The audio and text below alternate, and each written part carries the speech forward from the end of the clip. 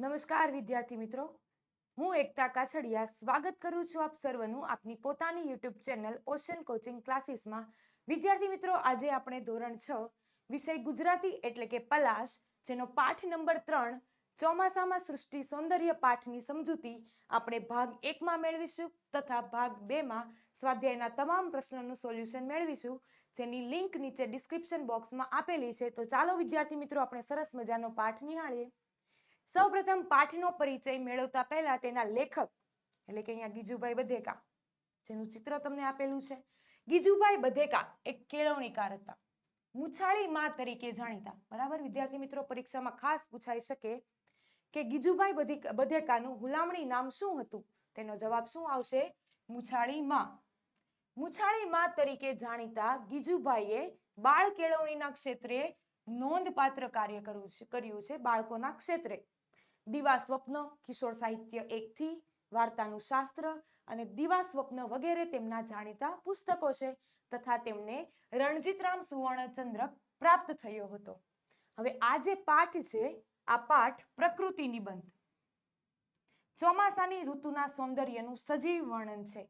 તમને બધાને ખબર જ છે, ઉનાળાની ઋતુ પૂરી થઈ અને ચોમાસાની ઋતુ ચાલુ થઈ ચૂકી છે.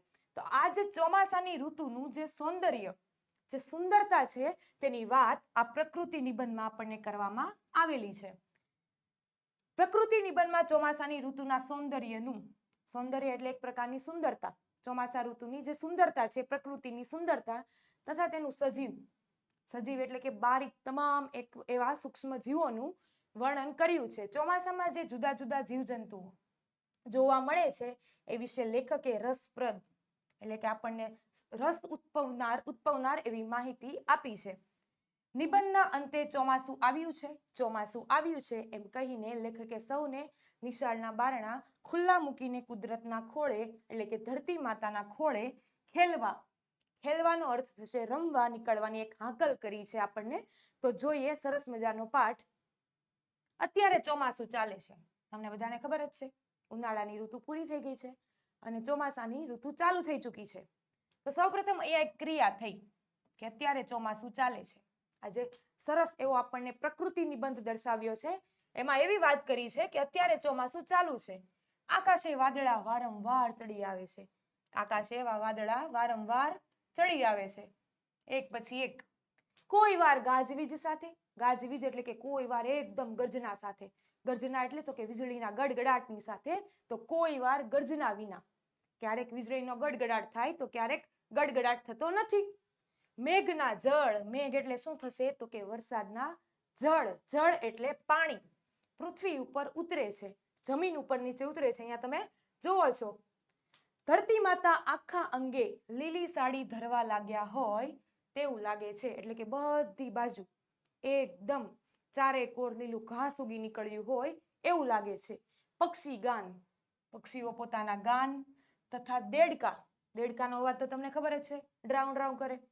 તમરાનો તીણા સ્વરોથી, તમરા જે હોય રાતે તીણા સ્વરોથી મેઘનું, મેઘ એટલે શું થશે તો કે વરસાદ, વરસાદનું સ્વાગત દિવસ રાત એટલે કે રાત દિવસ કરી રહ્યા છે. અહીંયા પણ વિદ્યાર્થી મિત્રો એક ક્રિયા થઈ છે, બરાબર. ત્યારબાદ ક્રિયાની જો વાત કરવામાં આવે તો આકાશે વાદળા વારંવાર ચડી આવે છે. આ એક પ્રકારની ક્રિયા છે. કોઈ વાર ગાજવીજ સાથે તો કોઈ વાર ગર્જના વિના મેઘના જળ પૃથ્વી પર ઉતરે છે. આ ઉતરે છે એક પ્રકારની ક્રિયા થઈ છે. ધરતી માતા આખા અંગે લીલી સાડી ધરવા લાગ્યા છે એક પ્રકારની ક્રિયા છે. પક્ષી ગાન તથા દેડકા અને તમરાના તીણા સ્વરોથી મેઘનું સ્વાગત દિવસ રાત થઈ રહ્યું છે. અહીંયા થઈ રહ્યું છે એક પ્રકારની ક્રિયા છે. આગળ જ્યારે પાઠનો પરિચય હતો ત્યાં એવું કીધું હતું કે સજીવોનું વર્ણન કરવામાં આવેલું છે, એટલે અહીંયા તમામ પ્રકારની જે ક્રિયાઓ છે એ ક્રિયા ચાલુ છે. અનેક પ્રકારના ઝીણા જીવડાઓ, બરાબર, અલગ અલગ પ્રકારના અનેક ઝીણા જીવડાઓ નવજીવન, નવજીવન એટલે થશે કે જાણે નવું જીવન ધારણ કરીને આમ તેમ એટલે કે અહીંયા ત્યાં ઘૂમતા હોય તેવું લાગે છે. અહીંયા પણ એક પ્રકારની ક્રિયા થઈ છે. અત્યારે ચોમાસું ચાલે છે. જો લેખક આપણને ફરીવાર એક ટકોર કરે છે કે અત્યારે ચોમાસું ચાલે છે. અહીંયા તો એકવાર કીધું છે, સાથે પાઠની શરૂઆતમાં પણ એવું કીધું છે કે અત્યારે ચોમાસું ચાલે છે. ત્યારબાદ આ ચોમાસાનું સહજ સહજ એટલે એનો અર્થ થશે કે કુદરતી. શું થશે એનો અર્થ? કુદરતી. કુદરતી સૌંદર્ય છે. અહીંયા સરસ મજાનું એવું ચિત્ર આપ્યું છે કે લોકો રેનકોટ પહેરીને નાય છે. જો આપણે બધા શું કરીએ તો એમને જઈએ રેનકોટ વગર નાવા જઈએ. અહીંયા તો તમે જો કોઈ કોથળો ઓઢ્યો છે, કોઈ રેનકોટ પહેર્યો છે, સરસ મજાનો મોર છે, એક છોકરો નાનો એવો છે જે કાગળની હોડી બનાવે છે અને એને પાણીમાં તરતી મૂકે છે, છત્રી લઈને બેઠો છે. બરાબર, વરસાદ વરસી રહ્યો છે, આકાશમાં ઘનઘોર વાદળા છવાઈ રહ્યા છે અને અહીંયા એક સરસ એવો દેડકો પણ આપણને જોવા મળે છે. એક સરસ મજાનો મોર પણ આપણે અહીંયા જોવા મળે છે. ત્યારબાદ આગળ વધીએ તો વિદ્યાર્થી મિત્રો, આગળ વધતા પહેલા તમારા માટે એક ખાસ નોંધ છે. ધોરણ 6 વિષય ગુજરાતીની પાઠની સરળ સમજૂતી તથા સ્વાધ્યાયનું સંપૂર્ણ સોલ્યુશનની PDF તથા બુક નીચે લિંક તેની ડિસ્ક્રિપ્શન બોક્સમાં આપેલી છે, અથવા તો અહીંયા આપેલા નંબર પરથી પણ તમે સંપર્ક કરીને મેળવી શકો છો, અથવા પ્લે સ્ટોર ઉપર જઈને ઓશિયન કોચિંગ ક્લાસીસ એપ્લિકેશનને અત્યારે જ ડાઉનલોડ કરો, તેના પરથી પણ તમે આ મટીરિયલ મેળવી શકો છો. ત્યારબાદ આગળ વધીએ તો બાળકો, ગીજુભાઈ બધેકા છે ને એ શું કહે છે કે બાળકો તમે પણ જરા ઉઠો. તમે કેમ સૂતા છો? તમે કેમ બેઠા છો? તમે પણ ઉઠો, જાગૃત થાઓ. જો સૂતા હોય તો જાગો, બેઠા હોય તો ઊભા થાઓ. સ્ફૂર્તિ, સ્ફૂર્તિનો અર્થ થશે કે તાજગી. તાજગી આણો. અહીંયા લેખક આપણને ટકોર કરે છે કે બાળકો તમે પણ જરા ઉઠો. જો તમે સૂતા હોય તો જાગી જાઓ, બેઠા હોય તો ઊભા થઈ જાઓ. સ્ફૂર્તિ આણો એટલે કે તાજગી માણો. ફરવા, રખડવા, રમવા ઉપડો. બરાબર, ઘરે એક જગ્યાએ તમારે બેસી રહેવાનું નથી કે સૂઈ રહેવાનું નથી, પણ તમારે શું કરવાનું છે તો કે ફરવા જવાનું છે, રખડવા જવાનું છે, રમવા નીકળવાનું છે. આકાશમાં છોનો અર્થ થશે ભલે. આકાશમાં ભલે વાદળના પાણી ગળ્યા કરતા, કે આકાશમાંથી ભલે વાદળાનું પાણી વરસતું, પણ તમારે શું કરવાનું છે? તમારે રખડવાનું છે, રમવાનું છે, ફરવાનું છે. છત્રીઓ ઓઢી ઓઢીને બહાર નીકળો. કે તમને જો પલળવું વરસાદમાં ન ગમતું હોય, ઘણા લોકો એવા હોય કે જેને વરસાદમાં પલળવું ન ગમતું હોય, તો એ લોકો શું કરે તો કે રેનકોટ પહેરીને બહાર નીકળે. તો લેખક પણ એમ કહે છે કે જો તમને એવી રીતે રેનકોટ પહેરીને બહાર નીકળવું હોય અથવા તો છત્રી ઓઢીને બહાર નીકળવું હોય તો પણ નીકળો, પણ તમે વરસાદમાં જાઓ. એવી એક આપણને ટકોર કરે છે અહીંયા. પૃથ્વી પર પથરાતા, એકઠા થતા. એકઠું થવું એટલે શું થાય તો કે ભેગું થવું.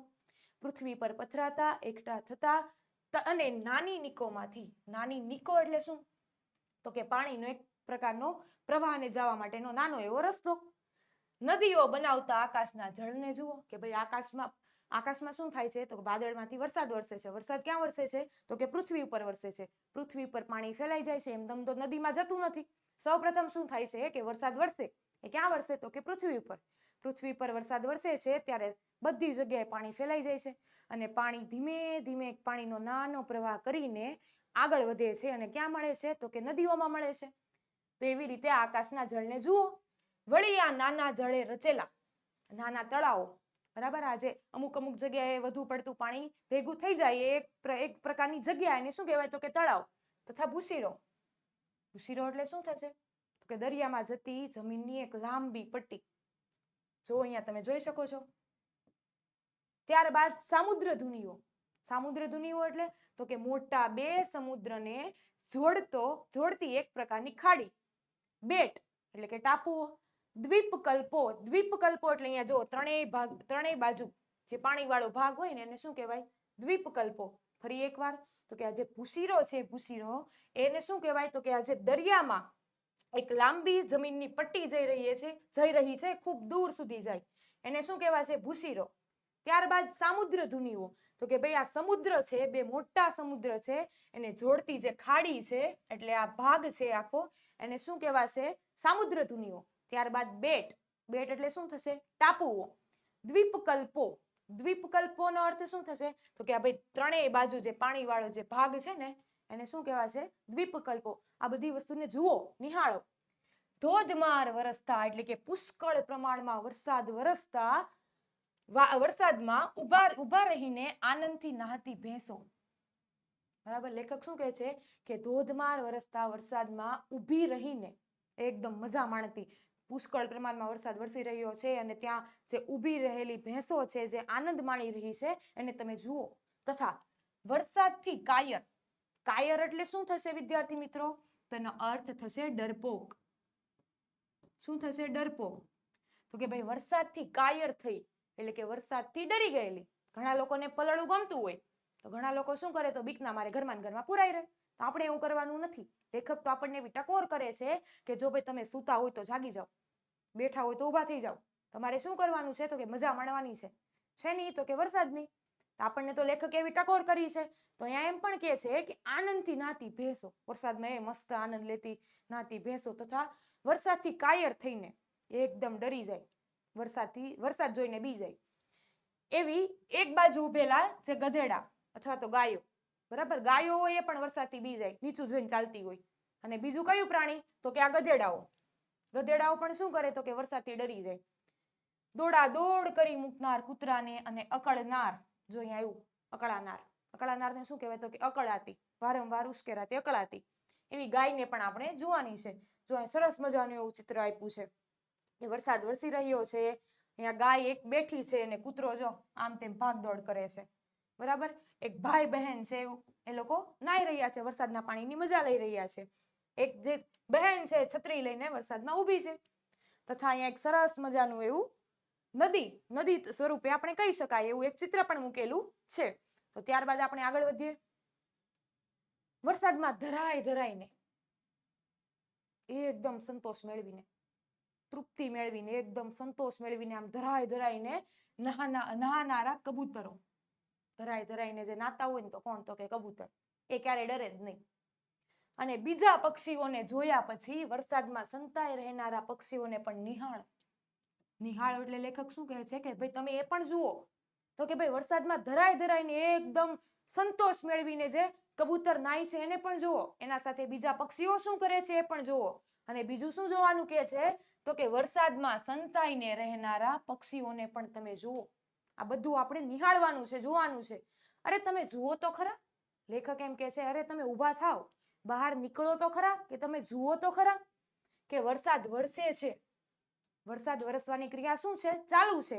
કે ભાઈ વરસાદ વરસે છે ત્યારે ઘરો, રસ્તા, આકાશ અને ક્ષિતિજનો અર્થ થશે પૃથ્વી અને આકાશ જ્યાં ભેગા મળતા હોય તેવો એક કાલ્પનિક ભાગ, બરાબર. એને શું કહેવાશે? ક્ષિતિજ. ફરી એકવાર કહું છું, ક્ષિતિજ એટલે એનો અર્થ એવો થશે કે આકાશ અને પૃથ્વી જ્યાં ભેગા થતા હોય તેવો એક કાલ્પનિક ભાગ એટલે ક્ષિતિજ. દૂર તથા નજીકના ઝાડો, તમારાથી જે દૂર છે અથવા તમારા જે નજીક છે એવા વૃક્ષોને પણ તમે નિહાળો. દૂર તથા નજીકના ઝાડો અને મકાનો કેવા દેખાય છે? લેખક શું કહે છે? અરે તમે બહાર તો નીકળો, તમે જુઓ તો ખરા. શું કરવાનું છે આપણે? કે વરસાદ વરસી રહ્યો છે અને જોવાનો છે. ત્યારબાદ ઘરો, રસ્તા, આકાશ, ક્ષિતિજ, દૂર તથા નજીકના ઝાડો અને મકાનો. તમારા ઘરની નજીક હોય તોય ભલે અથવા તો દૂર હોય તોય ભલે, એ મકાનને પણ તમે નિહાળો અને વૃક્ષને પણ નિહાળો. ખરેખર એક સરસ એવું આમ અલગ જ વાતાવરણ ઊભું થયું હોય, એક આનંદદાયક. અને સૌથી વધુ વરસાદની મજા ક્યાં આપણને આવે? તો કે ગામડે. કારણ કે ચારે બાજુ લીલુંછમ ઘાસ છવાયેલું હોય અને એકદમ માટીની ભીની સુગંધ આવતી હોય. તમે વરસાદ વખતે એ પણ જુઓ કે વરસાદ ચાલુ છે ત્યારે તમારે એ પણ જોવાનું છે કે વરસાદ ઝીલતા વરસાદને નૃત્યથી વધાવનાર ઝાડ ક્યાં છે, બરાબર. વરસાદ વરસતો હોય, સાથે પવન હોય તો ઝાડના જે પાંદડા છે એ હલનચલન કરતા હોય, તો તમારે એ પણ જોવાનું છે. અને વરસાદથી બીડાઈ જનારા એટલે કે ભાઈ સંતાઈ જનારા, વરસાદથી સંતાઈ જનારા ઝાડ ક્યાં છે તમારે એ બધું પણ જોવાનું છે. સરસ મજાનું એવું એક ચિત્ર આપેલું છે, એને પણ તમે નિહાળો. ત્યારબાદ આગળ વધીએ. વળી વરસાદ રહે કે તરત બહાર નીકળો. જો લેખક આપણને એમ પણ કહે છે કે વરસાદ વરસે છે ત્યારે પણ આપણે બહાર રહેવાનું છે, આપણે જોવાનું છે, આપણે પ્રકૃતિની મજા માણવાની છે, આપણે પ્રકૃતિનો આનંદ માણવાનો છે. અને લેખક પાછા એમ પણ કહે છે કે વરસાદ રહે એટલે કે વરસાદ વરસતો બંધ થઈ જાય ને ત્યારે તરત બહાર નીકળો. કારણ કે વરસાદ જ્યારે વરસતો બંધ થઈ જાય ને પછીનું જે દ્રશ્ય હોય ને એ પણ ખૂબ જ સુખદાયક ને એક આનંદદાયક હોય. એકદમ પ્રકૃતિ આમ ચારે બાજુ ખીલી ઉઠી હોય એવું આપણને જોવા મળતું હોય. વરસાદ પછી ખળખળ, પાણીનો જે અવાજ, ખળખળ, વહી જતા નાના મોટા ઝરણાનું મધુર ગાન. એકદમ શાંત વાતાવરણ હોય. તમે વિચારો, એકદમ શાંત વાતાવરણ હોય અને તમારી આસપાસ એકદમ પ્રકૃતિ સોળે કળાએ ખીલી ઉઠી હોય એવી જગ્યામાં નાનું એવું ઝરણું પસાર થતું હોય અને પાણીના વહેણનો એકદમ ખળખળ અવાજ તમારા કાનમાં આવતો હોય ને સાંભળવાની એટલી મજા આવે. આ બધું તમારે અનુભવવાનું છે, એક પ્રકારની કલ્પના કરવાની છે કે વરસાદ પછી ખળખળ વહી જતા નાના મોટા ઝરણાનું મધુર એકદમ મીઠું ગાન તમને સંભળાશે. પણ ક્યારે સંભળાશે? શાંતિનું વાતાવરણ હશે ત્યારે આપણને આ પાણીનો ખળખળ ખળખળ અવાજ સંભળાશે. ઝરણામાં પગ મૂકતા વહી જતા પાણીનો વેગ તમે માપી શકશો. પાણીનો પ્રવાહ જો ચાલતો હોય ને એમાં તમે પગ મૂકો તો તમને પાણી તમારા પગ ઉપરથી પસાર થતું હોય એવું તમને અનુભવ પણ થશે. એ પણ તમારે અનુભવવાનું છે. તેમાં તમે કૂદશો અને એ જે પાણી તમારા પગ ઉપરથી પસાર થતું હોય એમાં પણ તમે આમ એક પ્રકારના છબછબિયા કહી શકાય. તમે કૂદશો, નાચશો અને કિલકિલાટ કરી મૂકશો. બરાબર, લેખક શું કહે છે કે તમારા પગ ઉપરથી જે પાણીનો વહેણ પસાર થતો હોય એ પણ તમે અનુભવો અને ત્યારે તમે શું કરશો? એમાં કૂદશો, નાચશો અને ચારે બાજુ કિલકિલાટ કરી મૂકશો. વરસાદ પછીની તાજગી એટલે સ્ફૂર્તિ આપનારી હવાથી તમારામાં ઉડી જવાનું ચેતન. ચેતનનો અર્થ શું થશે? તો કે જીવ. બરાબર, જોઈએ વરસાદ પછીની તાજગી આપનારી એકદમ શાંતિથી આપણને એકદમ હવા જે મળે છે એ શાંતિ આપનારી હવાથી તમારામાં ઉડી જવાનું એટલે કે ઉડવાનું મન થશે તમને કે ભાઈ મારે જો હું પાંખ હોત તો હું અત્યારે ઉડત એવું તમને મન થાય. તમે ઝાલ્યા પણ ન રહો, જો તમે પકડાયા પણ ન રહ્યો એવી નિર્દોષનો અર્થ શું થશે? તો કે કોઈ પણ પ્રકારના દોષ વગરની દોડ કરી મૂકશો. આમ દોડશો ને આ બાજુ દોડો. વરસાદ જ્યારે બંધ થાય તો આ બાજુ જાઓ ને આ બાજુ જાઓ, બધા પ્રકૃતિના દ્રશ્યો નિહાળતા જાઓ ને એમ તમને એક પ્રકારની બહુ મજા આવશે. ઉનાળો અને શિયાળો તમને ખબર જ છે બધાને. ઉનાળો અને શિયાળો આપણે ક્યાં કાઢવાનો હોય? નિશાળમાં. નિશાળ ચાલુ હોય, ઉનાળો અને શિયાળો આ ઋતુ ચાલતી હોય ત્યારે આપણી સ્કૂલ શાળાઓ ચાલુ હોય. ઉનાળો અને શિયાળો તમે નિશાળમાં ગાળેલો છે. ગાળેલો એટલે કે વિતાવેલો કે ભાઈ ઉનાળાની ઋતુમાં અને શિયાળાની ઋતુમાં તમે ક્યાં હતા? તો કે શાળામાં. એટલા માટે તમને એનો કઈ અનુભવવાનો મોકો મળ્યો નથી. પણ હવે તમારી બાંધેલી પાંખો છૂટી થઈ ગઈ છે. એટલે કે હવે શું થયું છે? ચોમાસું આવી ચૂક્યું છે.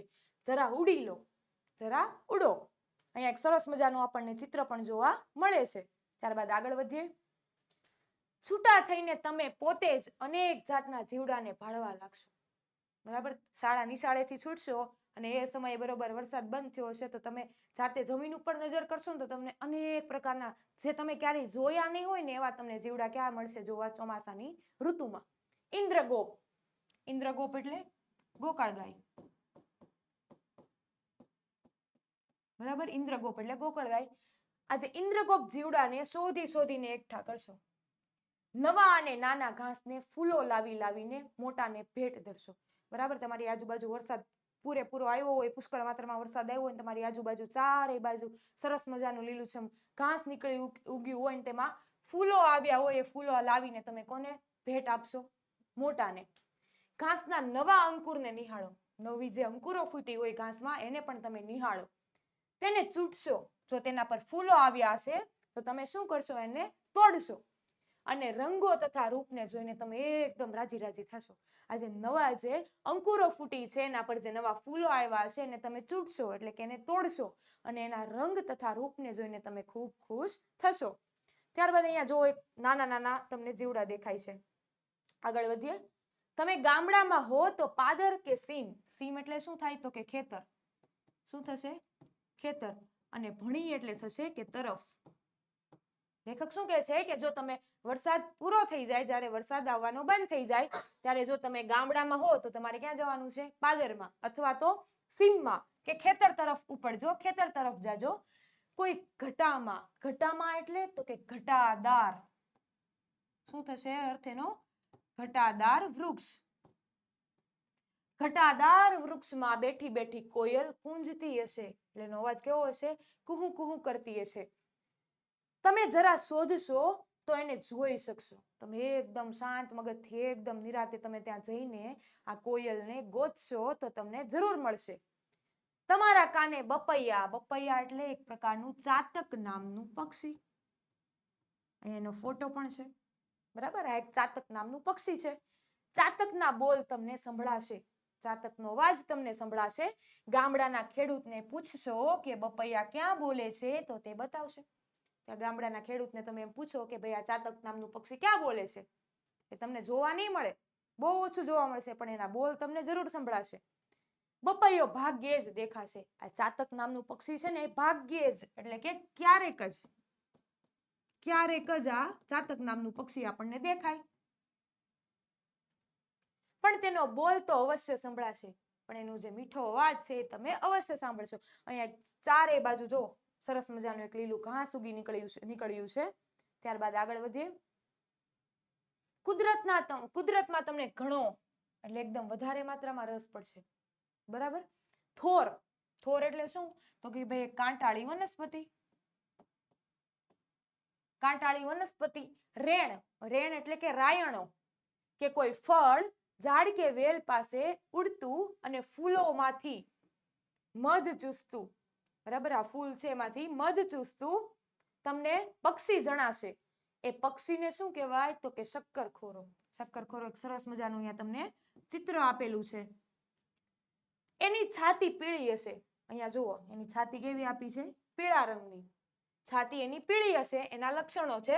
શક્કરખોર નામનું પક્ષી જો ગોતવું હોય ને તો કઈ રીતે ગોતાય? તો કે એની લાક્ષણિકતા, એની છાતી કેવી હોય? તો કે પીળી છાતી વચ્ચે કાળો લાંબો પટ્ટો હશે. ખેતરમાં મોરને પોતાના મનોહર એટલે કે મનને હરી લે તેવા પીછા પસારતો કે ફેરવતો તમે જોઈ શકશો. અહીંયા સરસ મજાનો એક મસ્ત મોર આપેલો છે. આપણું મન હરી લે તેવો મનોહર મોર આપણને દેખાય છે, અથવા એના પીછા પણ અહીંયા જોવા મળે છે. લીમડા કે પીપળાના ઝાડે તમને કાગડાના મોટા માળાઓ જણાશે. અહીંયા આપણને નવું જાણવા મળ્યું કે કાગડાના મોટા માળાઓ ક્યાં જોવા મળશે? તો કે ભાઈ લીમડા અને પીપળાના ઝાડે તમને કાગડાના મોટા માળાઓ જોવા મળશે. ત્યારબાદ આગળ વધીએ. વરસાદ પછી ફરતા કોઈ વાર તમે ખેતરમાં જજો. વરસાદ પૂરો થઈ જાય ને પછી ફરતા એટલે એકદમ રખડતા તમે ક્યાં જજો? ખેતરમાં. ને ખેડૂતને વાવણું કરતા ભાળજો. વાવણી કરતા હોય, બીજનું રોપણ કરતા હોય એ તમે જોજો. ભાળજો એટલે કે જોજો. તમને ત્યાં ખેતરમાં ઉગી ગયેલી જુવારની હારો જણાશે. જો અહીંયા સરસ મજાની ઉગી ગયેલી જુવારની હારો તમને જોવા મળે છે. ગીત ગાતા ગાડાવાળા મળશે. બરાબર. વરસાદની ઋતુનો આનંદ લેતા એ ગાડાવાળા ગીત ગાતા તમને જોવા મળશે. ઝાડની ઓથે એટલે કે ભાઈ ટેકે. ઝાડની ટેકે ઉભા રહીને બે પાવાને, એટલે કે અહીંયા આપેલા છે બે પાવા. બરાબર. આ બે પાવાને એક સાથે વગાડે એને એક વાંસળી કહેવાય. બે પાવાને એક સાથે લહેરથી વગાડતા અને સીમ ગુંજવતા, સીમને ચારેય બાજુ ગુંજવતા લહેરી જુવાનિયાઓ પણ તમને દેખાશે. અહીંયા એક વાવણીનું પણ ચિત્ર આપેલું છે. અને આ જે ખેડૂતો ગાડામાં આવે છે ત્યારે સાથે અમુક એવા ગીતો પણ ગાતા જશે કે ભાઈ ઉત્તર દક્ષિણથી ચડી વાદળી રેલો, ઉત્તર દક્ષિણથી વાદળાઓ ચડી રહ્યા છે. ઝીણી ઝબુકે છે વીજ જો, ઝીણી આકાશમાં વીજળી થઈ રહી છે. આજ આનંદ મારે આંગણે રેલો, આજે આનંદ મારા આંગણા પાસે જોવા મળ્યો છે. આવા અમુક ગીત ગાતા તમને ગાડાવાળા જોવા મળશે. ત્યારબાદ આગળ વધીએ. તો વિદ્યાર્થી મિત્રો, આગળ વધતા પહેલા તમારા માટે ખાસ નોંધ છે. ધોરણ 3 થી 8ની સ્વઅધ્યયન પોથી તમામ વિષયના સોલ્યુશનની PDF તથા બુકની લિંક નીચે ડિસ્ક્રિપ્શન બોક્સમાં આપેલી છે, અથવા તો અહીંયા આપેલા નંબર પરથી પણ તમે સંપર્ક કરીને મેળવી શકો છો. તથા પ્લે સ્ટોર ઉપર જઈને ઓશિયન કોચિંગ ક્લાસીસ એપ્લિકેશનને ડાઉનલોડ કરો. તેના પરથી પણ તમે બુક અથવા PDFને મેળવી શકો છો. ત્યારબાદ આગળ વધીએ. કોઈ વાર જ્યારે આકાશે ઇન્દ્રધનુષ, અહીંયા જુઓ મેઘધનુષ, બરાબર, સરસ એવું મેઘધનુષ્ય દેખાય છે. આપણે તો વધારે જ જોવામાં આતુર હોઈએ કે ક્યારે મેઘધનુષ્ય આપણને જોવા મળે. તો સરસ મજાનું એવું મેઘધનુષ્ય ખેંચાયું હશે ત્યારે તો તમારો હર્ષ એટલે કે આનંદ ક્યાંય સમાશે નહીં. સરસ મજાનું એવું મેઘધનુષ્ય અહીંયા આપણને જોવા મળતું હશે તો તમારો આનંદ તો ક્યાંય સમાતો જ નહીં રહે. એ ખરેખરી એક ચમત્કૃતિ છે, એક ચમત્કાર છે કે સૌંદર્યનું એટલે કે કુદરતની સુંદરતાનું અદ્ભુત આપણને દર્શન થાય છે. આનંદનો મોંઘેરો ઉત્સવ જોવા મળે છે. ધરાઈને મેઘધનુષ્યને જોઈ લો. તમારે શું કરવાનું છે? બીજું કામ તો કે ધરાઈને એકદમ સંતોષકારક રીતે મેઘધનુષ્યને, અહીંયા જે ઇન્દ્રધનુષ્ય દેખાય છે એને જોવાનું છે. અરે જોઈને કૂદો, જોઈને તમે કૂદો, નાચો, જે મજા આવે કરો. જોઈને કૂદો અને નાચો. બરાબર. લેખક શું કહે છે કે આ જે તમને મેઘધનુષ્ય દેખાય છે, તમને આકાશમાં જે મેઘધનુષ્ય દેખાય એને તમારે જોવાનું છે. ધરાય ધરાઈને જોવાનું છે, એકદમ સંતોષ, જ્યાં સુધી આપણને સંતોષ ન થાય ને ત્યાં સુધી એ મેઘધનુષ્યને જોવાનું છે. અને જોયા પછી શું કરવાનું છે, તો એ જોઈને કૂદો. તમને કૂદવાનું મન થાય તો કૂદો, નાચવાનું મન થાય તો નાચો. રંગોની મિજલસ. મિજલસ એટલે એક પ્રકારની સભા. બરાબર, અહીંયા જો એક પ્રકારની સભા જોવા મળે છે આપણને. રંગોની આપણને એક પ્રકારની સરસ મજાની સભા જોવા મળે છે. એની આનંદ માણવાની છે, તથા અનેક અખતરા, જે કઈ અખતરા થાય છે તમારા જીવનના, એનો પણ અનુભવ કરો. ચોમાસું આવ્યું છે, ચોમાસું આવ્યું છે. લેખક અંતે શું કહે છે, આપણે આગળ જ્યારે પાઠનો પરિચય મેળવતા હતા ત્યારે લેખક આ પ્રકૃતિ નિબંધના પાઠના અંતમાં શું કહે છે કે ભાઈ ચોમાસું આવ્યું છે. ચોમાસું આવ્યું છે. જો ભાઈ ન ખબર હોય તો જાણજો કે ભાઈ ચોમાસું આવી ગયું છે. નિશાળના બારણા ખુલ્લા મૂકો, કે ત્યાંથી બહાર નીકળો. ઘરના બારણા ખુલ્લા મૂકો, કે જો તમે ઘરમાં હોવ તો ઘરમાંથી પણ બહાર નીકળી જાઓ. અને શું કરો, તો કે ભાઈ કુદરતના ખોળે ખેલવા નીકળો. કવિ આ જે લેખક છે, અહીંયા લેખક આપણને એક ટકોર કરે છે કે ભાઈ ચોમાસું આવ્યું છે, ચોમાસું આવ્યું છે, ભાઈ ચોમાસાની ઋતુ આવી ગઈ છે. નિશાળના બારણાને ખુલ્લા મૂકો. તમે જો નિશાળમાં હોય તો ત્યાંથી બહાર નીકળો. ઘરના બારણા ખુલ્લા મૂકો. જો તમે ઘરમાં હોય તો ઘરના બારણા ખુલ્લા મૂકીને તેમાંથી બહાર નીકળો. કુદરતને ખોળે એટલે કે ધરતી માતાના ખોળે ખેલવા નીકળો, રમવા નીકળો. સરસ મજાનું આપણું જે ગીત છે કે ભાઈ આવરે વરસાદ, ઢેબરિયો વરસાદ, ઊની ઊની રોટલી ને બટાટાનું શાક. પાછું અહીંયા નોંધે મારી છે કે શા માટે અહીંયા બટેટાનું શાક લીધું છે, તો કે ભાઈ કારેલાનું શાક અમુકને ભાવે નહીં. બાકી ખરેખરમાં તો શું હોય કે આવરે વરસાદ, ઢેબરિયો પર વરસાદ, ઊની ઊની રોટલી ને કારેલાનું શાક. પણ અહીંયા બધાને કારેલાનું શાક ભાવે ને અમુકને નહીં ભાવે, એટલા માટે આપણે અહીંયા વિશેષ પ્રકારનું બટેટાનું શાક લીધું છે. તો નોંધ મારી છે ભાઈ કારેલાનું શાક ભાવતું ન હોવાથી બટેટાનું શાક રાખેલ છે. બરાબર. અહીંયા જો એક સરસ મજાનું ચિત્ર છે. નિશાળેથી બાળકો છૂટીને વરસાદનો આનંદ લઈ રહ્યા છે. કોઈ છત્રી ઓઢી છે તો કોઈ એમનેમ પલળે છે. તો એક સરસ મજાનો આપણો આ પ્રકૃતિ નિબંધ અહીંયા પૂરો થાય છે. ત્યારબાદ આગળ એના શબ્દાર્થની સમજૂતી મેળવીએ. નવજીવન એટલે કે નવું જીવન. જાણે કે આપણે જોયું હતું પાઠમાં કે જીવડાઓમાં જ્યારે નવું જીવન આવ્યું હોય, એક નવો જીવ આવ્યો હોય, એવી રીતે વર્તે. બપૈયો એક ચાતક, એક પક્ષી છે. મિજલસ એટલે કે સભા અથવા તો મજલિસ. ઇન્દ્રધનુષ મેઘધનુષ. સ્ફૂર્તિ એટલે કે તાજગી. પસારવું એટલે કે ફેલાવવું અથવા તો લંબાવવું. પાવો એક જાતની વાસળી. નીક પાણી જવાનો રસ્તો. છો એટલે ભલે. ભણી એટલે કે તરફ. ઇન્દ્રગોપ એટલે ગોકળ ગાય. ત્યારબાદ શબ્દ સમૂહ માટે એક શબ્દ જોઈએ. વાદળાની ગર્જના અને વીજળી એટલે કે ગાજવીજ. ચોમાસામાં શું થાય તો ભાઈ પૂરેપૂરી ગાજવીજ સાથે વરસાદ આવે. ક્યારેક વીજળીની ગર્જના આપણને સંભળાતી જોવા મળે, ક્યારેક ગર્જના ન પણ હોય. રાત્રે તીણા અવાજથી બોલેલું જીવડું તમરું. દરિયામાં ગયેલી જમીનની લાંબી પટ્ટી ભૂશીર, આપણે એની માહિતી મેળવેલી. જેની 3 બાજુએ પાણી હોય તેવો ભાગ. જેની 3 બાજુએ પાણી હોય એટલે કે આ બાજુ, આ બાજુ અને આ બાજુ, એવી 3 બાજુએ પાણી હોય તેવો ભાગ એટલે શું, તો કે ભાઈ દ્વીપકલ્પીય. ત્યારબાદ ચોમાસામાં થતું એક જીવડું ઇન્દ્રગોપ, જેનો અર્થ થશે ગોકળગાય. 2 મોટા સમુદ્રને જોડનારી ખાડી એને કહેવાશે સામુદ્રધુન. તો વિદ્યાર્થી મિત્રો, જો તમને આ વિડીયો ગમ્યો હોય તો લાઈક કરજો, શેર કરજો અને સબસ્ક્રાઇબ કરજો.